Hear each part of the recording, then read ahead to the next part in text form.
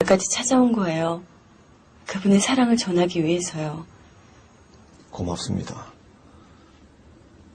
정말 고맙습니다. 준이 어머니한테 우리 하나님 아버지 이야기를 듣게 되니 참말로 감사합니다. 저도 믿음을 가지게 되었거든요. 요 교도소에 들어온 뒤로 하나님을 가슴이 받아들이게 됐습니다. 하나님이 이 죄 많은 인간한테 찾아와 주신 거지. 그래요? 하나님을 알게 됐다니 다행이네요. 예, 얼마나 감사한 일입니까? 하나님이 이 죄 많은 놈한테 손 내밀어 주시고 그 앞에 엎드리가 지은 죄를 회개하도록 하고 제 죄를 용서해 주셨습니다.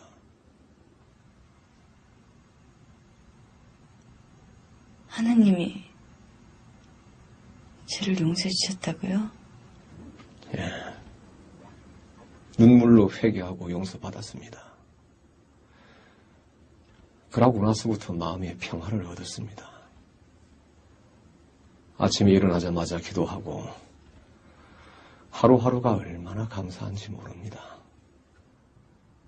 하나님한테 회개하고 용서받으니 이래 편합니다, 내 마음이. 요새는 기도로 눈 뜨고 기도로 눈 감습니다. 주의 어머니를 위해서도 항상 기도합니다. 죽을 때까지 할 겁니다. 그런데 앉아 이래 직접 만나고 보니 하나님이 역시 제 기도를 들어주시는 것 같습니다. 솔직히 난 걱정 좀 했었는데 잘 됐습니다. 처음에 딱 들어오는데 얼굴이 뻔하게 너무 얼굴이 좋아 보이더라요. 그럼 영화 속의 주인공이 자기 아들을 납치해서 결국에 살인한 살인범을 찾아가서 이 주인공이 자신이 가진 신앙 때문에 그 신앙심을 가지고 용서하겠다고 용서해준다고 말하는 장면이죠.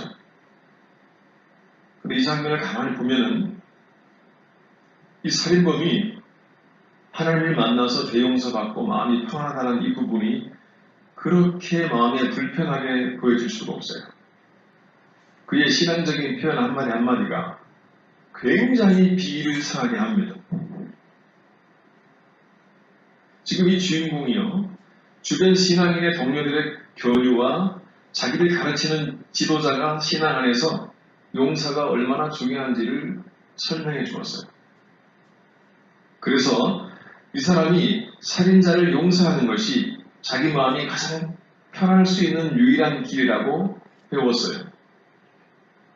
그래서 정작 살인자를 찾아가서 자신이 자기 말로 용서해 주려고 했더니 용서해 주기 전에 이 살인자가 아주 평화스러운 표정으로 자신이 하나님의 용서를 받았다고 말하는 거예요.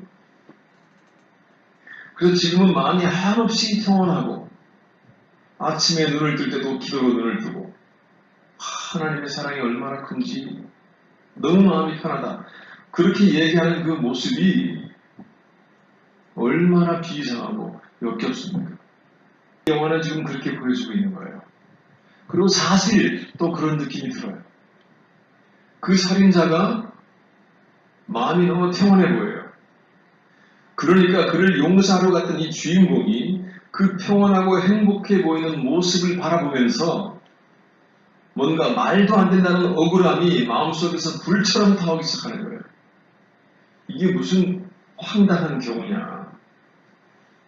이 영화는 이렇게 신앙으로 용서를 결심했지만 예상치 못했던 상황에서 이상하게 그 용서가 꼬여가는 장면을 보여주면서 성경이 말하는 용서를 일단 폄하하고 있는 거예요. 전혀 성경적인 근거가 아닌 그런 용서의 개념으로 용서가 진행이 되고 있는 거예요. 그러나 그 영화는 분명히 신앙적인 차원에서 다루어지고 있는 거예요. 여러분, 신앙 안에서 미움과 절망감을 딛고 일어서려는 인간의 노력은 그냥 그 신앙 때문에 오히려 더 비참해지는 모습으로 그려지고 있는 거예요. 아주 매우 비관적인 결말을 보여주고 있는 겁니다. 그야말로 결코 신앙인들에게 용기와 위로가 전혀 안 되는 메시지가 던져지는 그런 영화죠.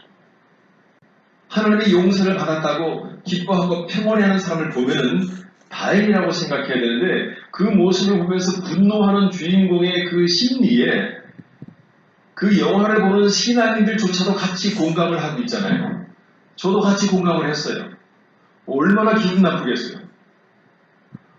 내가 아직 용서도 안 해줬는데 내 하나밖에 없는 자식을 살인한 놈이 그렇게 평온해 하니까 그게 도저히 용납이 안 가는 거죠.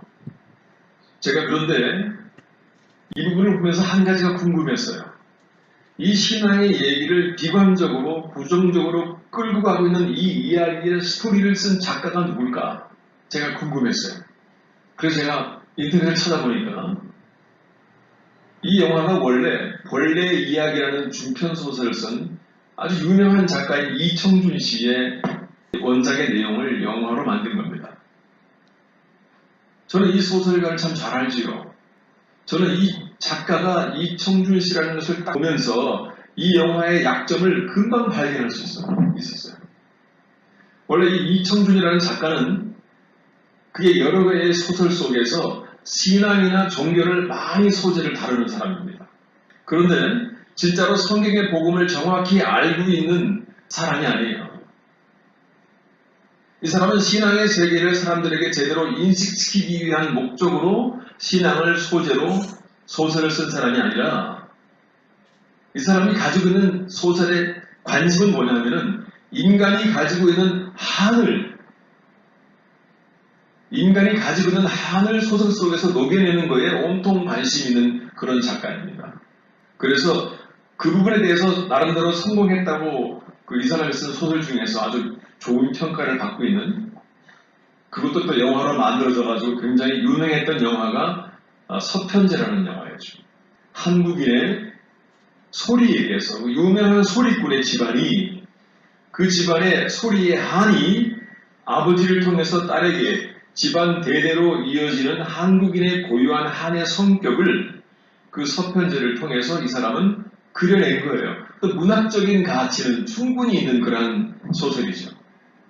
그런데 그의 소설에 신앙심이 소재로 사용되기는 하지만 그 내용은 단순히 사람들이 종교에 대해서 궁금해하고 의문을 가지고 있는 그 부분을 그냥 고발하는 정도의 차원에서만 신앙이 다루어지고 있는 거예요. 거기에 대한 성경적인 답을 제시해주는 수준까지는 절대로 가지 않습니다. 갈 수도 없을 뿐만 아니라 그렇게 내용을 끌고 가지도 않아요. 지금 이 사람이 쓴 원래 원작 소설인 벌레의 이야기가 만들어진 이 밀양이라는 영화의 문제가요. 성경이라는 잣대를 가지고 제대로 판단을 해본다면 가장 심각한 문제는 이 영화는 용서를 주제로 신앙 안에서 이루어지는 용서를 주제로 다루고 있지만은 성경이 말하는 용서에 대해서 전혀 이해하지 못한 상태에서 신앙의 용서가 다루어지고 있는 거예요, 소재로. 성경은 용서를 말할 때에도요, 무엇보다도 용서를 하는 자와 용서를 받는 자의 태도에 대해서 아주 심각하게 성경은 말합니다. 성경이 말하는 용서가 한두 가지를 다루어서 표현될 내용이 절대로 아니에요. 그 존 스타트라고 하는 아주 그 세계적인 기독교 학자가 있는데요. 이 사람이 용서에 대해서 한 말을 잠깐만 보세요. 우리 같이 한번 읽어볼까요? 신앙인들이 기본적으로 성경이 말하는 용서에 대하여 제대로 이해하지 못한 상태에서는 함부로 용서를 결심하지 말라. 이게 무슨 뜻일까요? 지금 이 존 스타트는요, 성경의 용서의 내용을 아주 정확하게 이해하고 있는 사람이에요.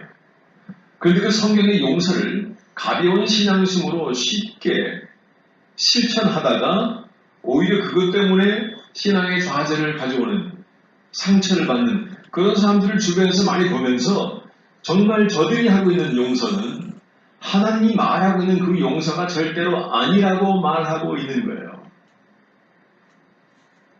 마치 그 밀양이라는 영화에서 가볍게 시도되어지고 있는 그 용서의 모습이 어떻게 진행되는지를 보면은요, 용서는 신앙 안에서 이루어질 때는 그냥 내 마음이 편하려고 용서하는 것 말고요. 신앙 안에서 이루어질 때는 그냥 쉽게 이루어지는 게 아닙니다.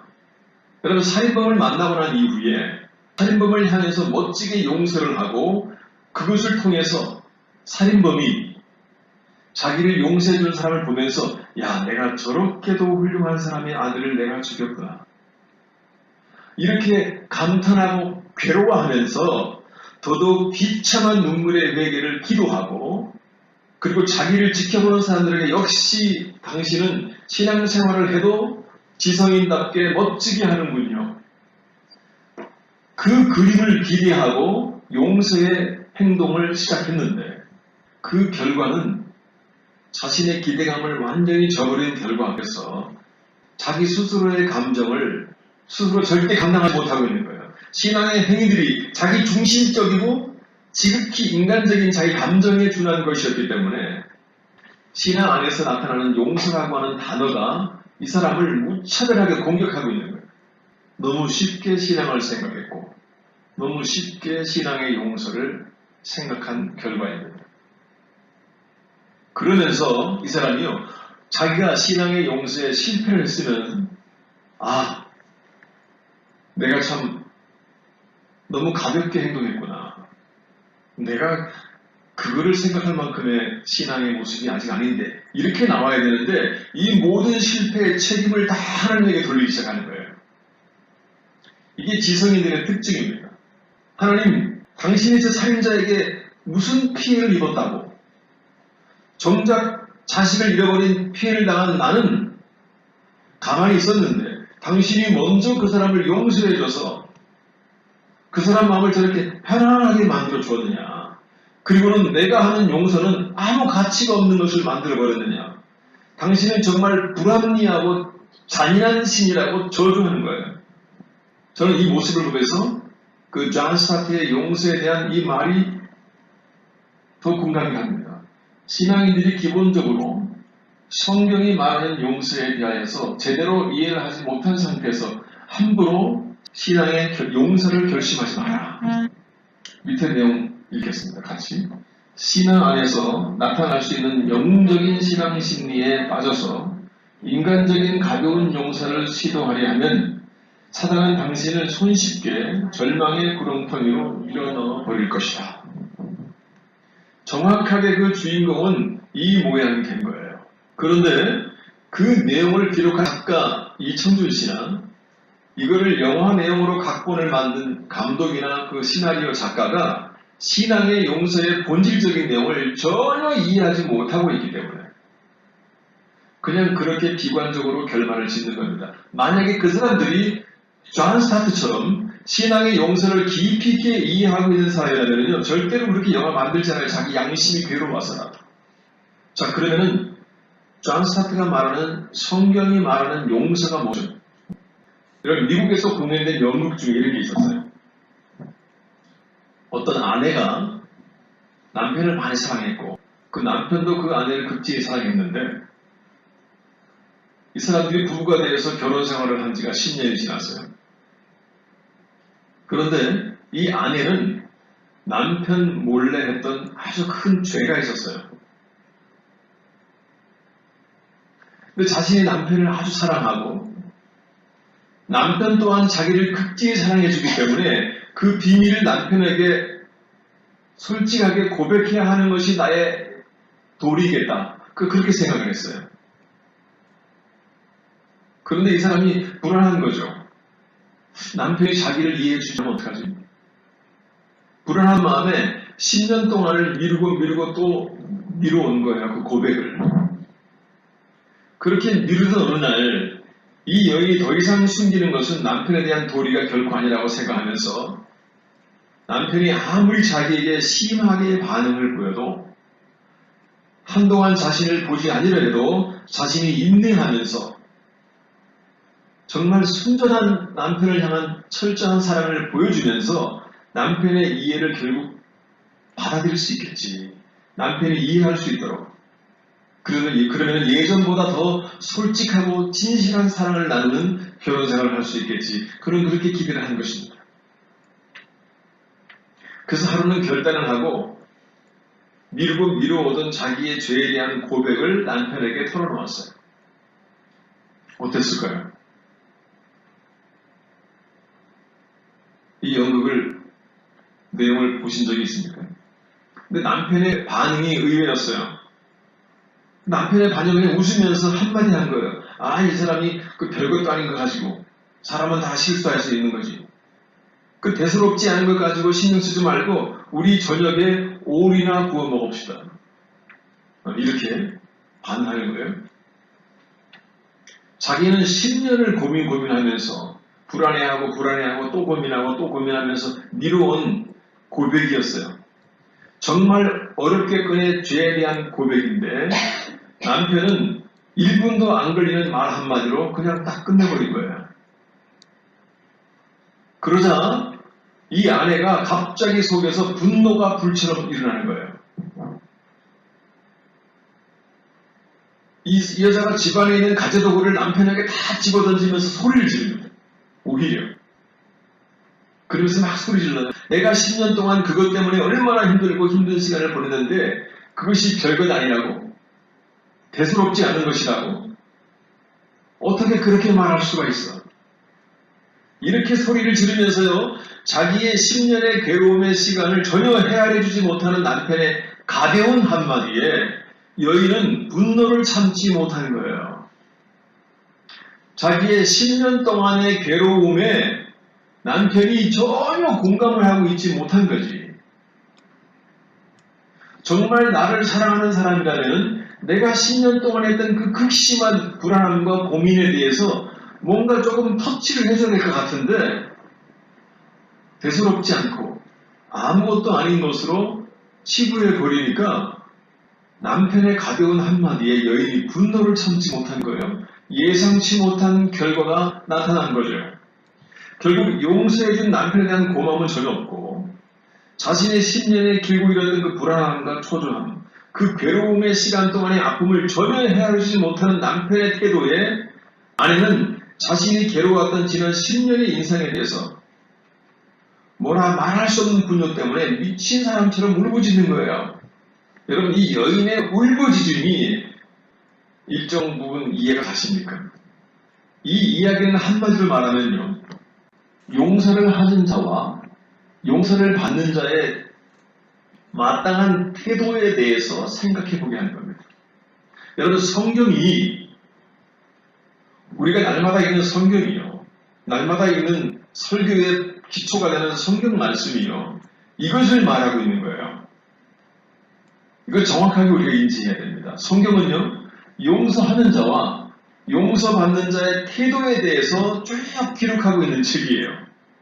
여러분, 용서라고 하는 것은 용서해주는 자의 아픔과 용서를 구하는 자의 아픔이 이루어내는 결과인 겁니다. 여러분, 성경이 말하는 용서라는 그 내용을 우리가 좀 더 분명하게 명확하게 머릿속에 정리되어 있어야 돼요.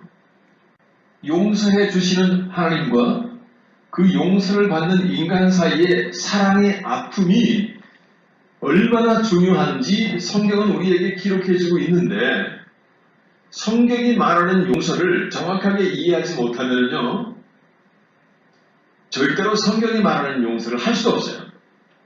같이 읽어볼까요? 용서해 주시는 창조주와 그 용서를 받는 피조물 사이에 오가는 사랑의 아픔, 이것이 성경인 거예요. 이것을 이해하지 못하는 사람은요, 감히 용서를 결심하지 말라는 것입니다.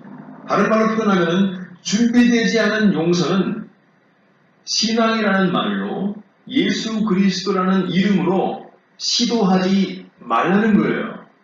만약에 그걸 시도하면 사단이 가장 좋아하는 기회를 제공해 주는 것입니다. 괜시리 신앙이라는 부담을 가지고 신앙은 원수를 사랑하고 용서해야지, 그 정도의 가벼운 내용을 가지고 용서를 시작하면은요, 사단은 그 순간을 기다렸다는 듯이 그 사람의 신앙을 절망의 구름투리로 끌고 갈 겁니다. 준비되지 않은 용서를 하지 마라. 여러분, 준비되지 않은 용서가 뭐예요?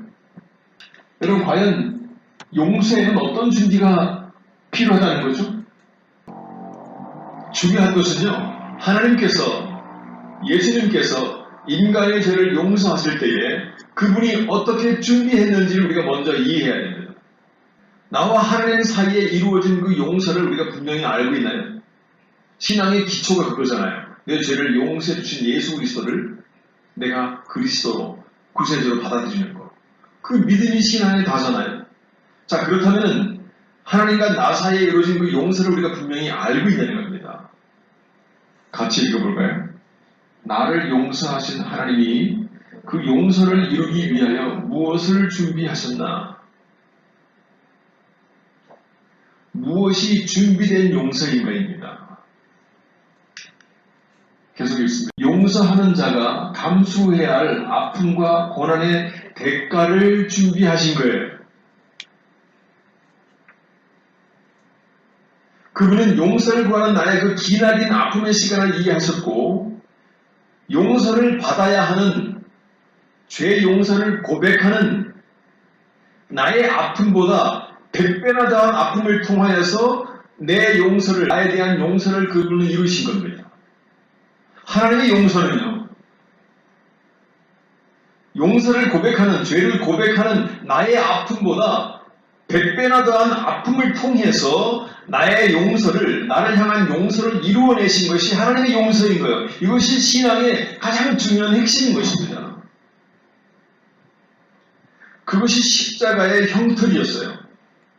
그냥 단순한 용서가 아니에요. 이것을 이해하지 못하는 인간과 인간 사이에 오가는 가벼운 용서는 예수 그리스도의 이름으로 이루어질 일이 절대로 아니라는 사실입니다. 우리가 그냥 가볍게 신앙 안에서 내가 용서를 시도하면요, 그것이 뒤에 반드시 다른 탈을 불러오게 되어 있어요.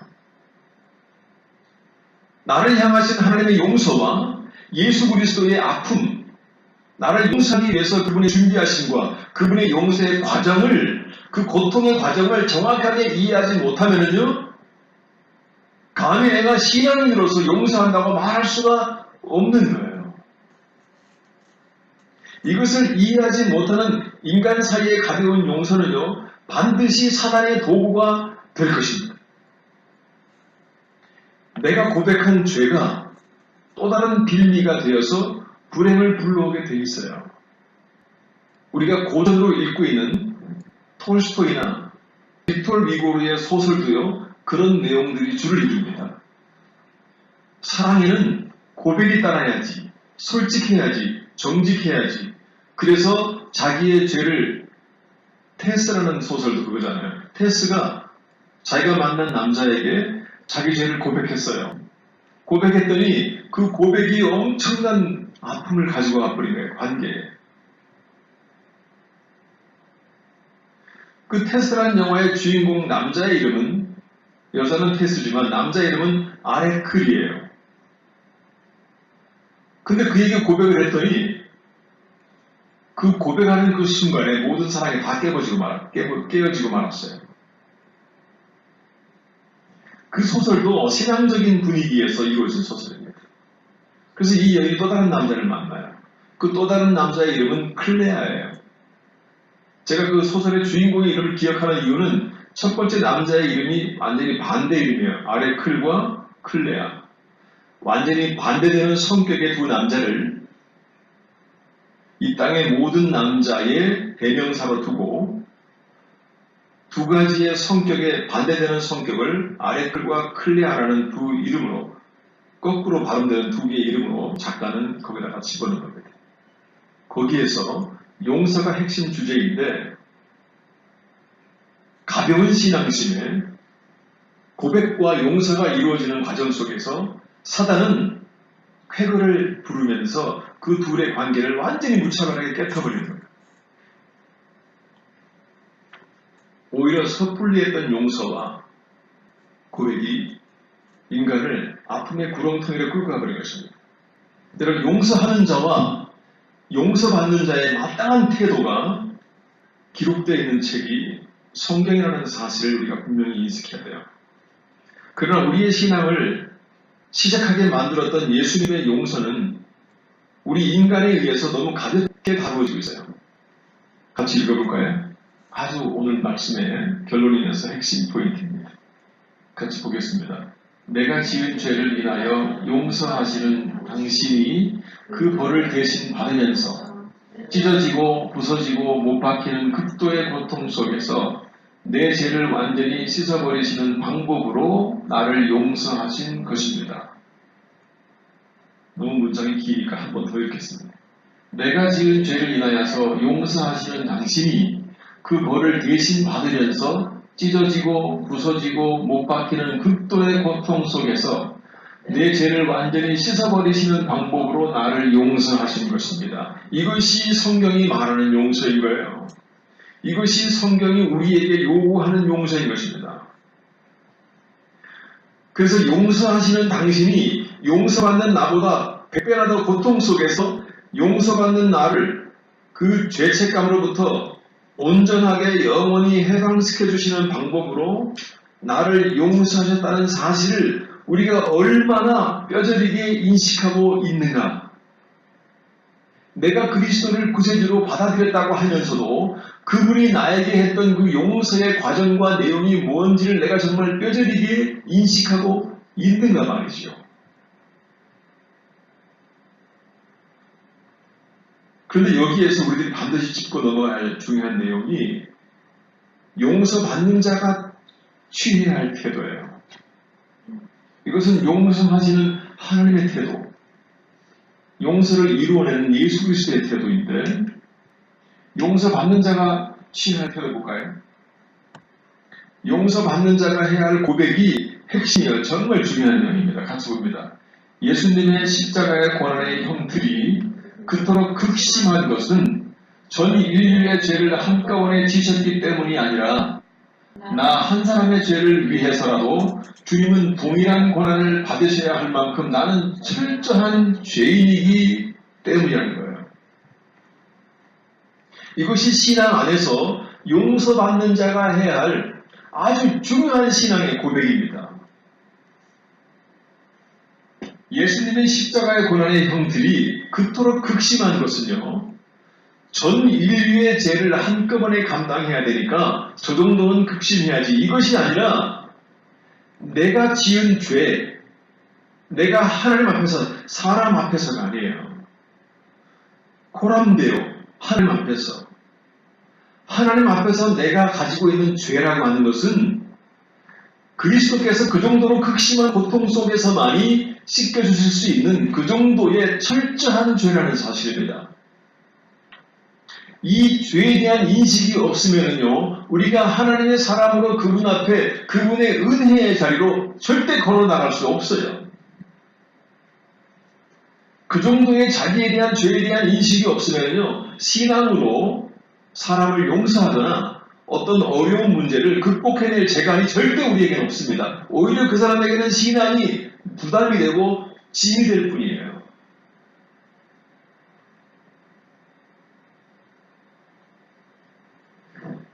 용서를 받는 자의 태도가 이것을 취하지 않으면요, 하나님의 용서가 나를 통하여 기만당하게 되어 있습니다.